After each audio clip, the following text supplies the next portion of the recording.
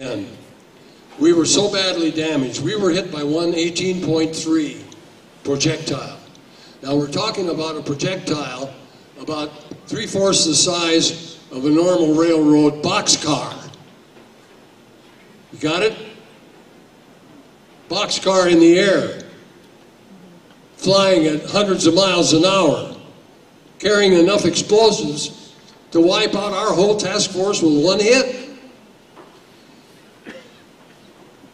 We didn't see the Yamato fire it, but she fired it. It hit our ship. It took out the radio shack. That was a communications center. Took out the aerographer's shack. Aerographer is Navy jargon for meteorographer. You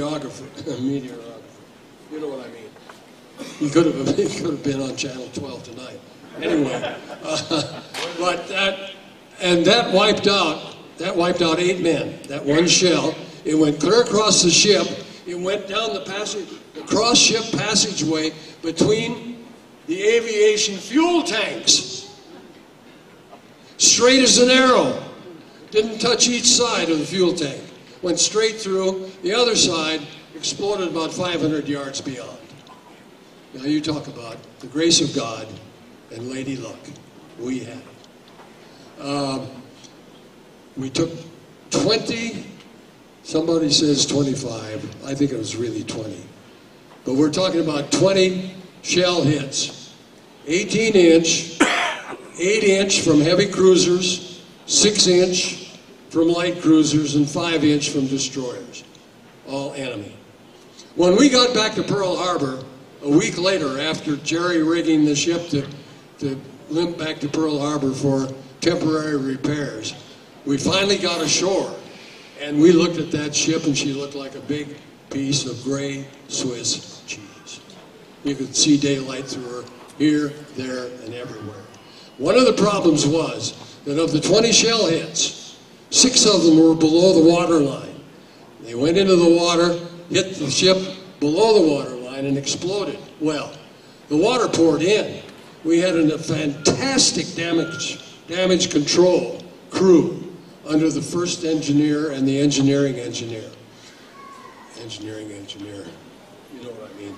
Anyway, and that crew, every one of them should have gotten the Bronze Star. I mean, they did everything. They loaded mattresses, they pushed beds, they pushed office furniture, they pushed supplies into the holes in the skin of the ship, trying to plug it. The water was pouring through, hundreds of gallons at a time. We started to list.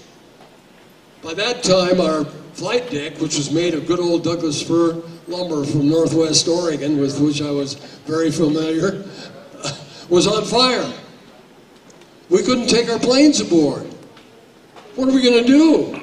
Some of them came back and circled over the ship. We waved them off. Sorry, buddy. Find another home. Many of them landed back on the island of Leyte at a place called Tacloban. Some of you might know about Tacloban.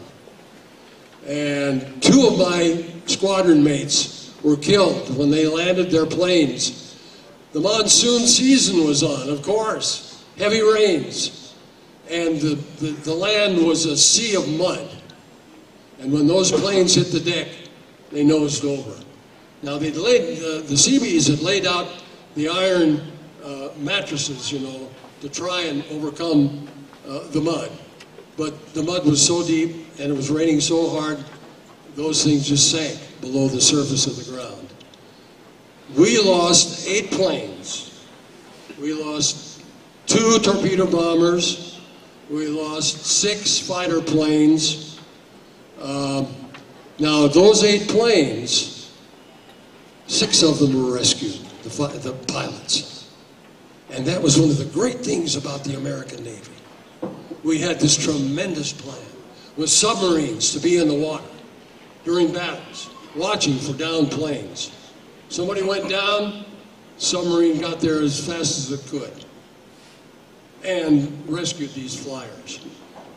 Don Brandt, one of our great heroes right back here. You'll hear his story on the 11th of November, and don't forget it. You be here. I'm taking names and numbers. You'll all be here to hear Don Brandt's story. Nevertheless, that's what was going on. Then here we are, about 11 o'clock in the morning, and we've been at it since about 6 o'clock. And that's a long time. We'd run out. We had one 5-inch gun. This class of ship had only one cannon. It was a 5-inch gun. It was on the fantail, which is the stern of the ship. And that 5-inch gun, ironically, and I got to tell this story, Tony. I know you're sweating. I hope the rest of you aren't. But when I went aboard the Cullinan Bay as gunnery, I was supposed to be in charge. Also, we were supposed to have had a rangefinder aboard. But we didn't have that high-tech gunnery control like the big ships did. But we were supposed to have a rangefinder, which was manually operated. I found out that a week before I came aboard, the rangefinder had been taken off the ship. We had nothing telescopic, nothing prismatic to help the gunners fire that 5-inch gun. We had a gunner. He was a warrant officer. I'll never forget him. His name was Gunner Jenkins. And he had a crew of 4 men in that 5-inch gun.